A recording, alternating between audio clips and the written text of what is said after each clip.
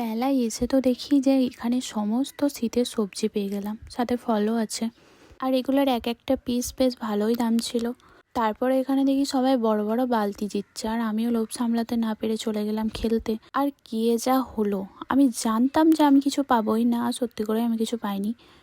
আর তারপরে ওখান থেকে এক প্রকার জোর করে নিয়ে চলে এলো পেট পুজো করার জন্য।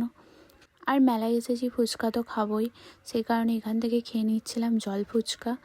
আর এটা কোনো চ্যালেঞ্জ ভিডিও হচ্ছিল না, দিন ধরে আমার মনটা ভীষণ খারাপ ছিল, তার কারণও তোমাদেরকে জানিয়েছি অন্য একটা ভ্লগে।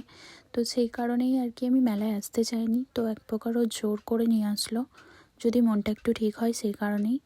আর ফাইনালি এখানে ফুচকাটা হাতে পাওয়ার পর একটুখানি হাসি বেরিয়েছে। ফুচকাটা খেতে সত্যি খুব ভালো ছিল। তারপরে ভাবলাম নিজের গোমরা মুখটা একটুখানি দেখি কেমন দেখতে লাগছে।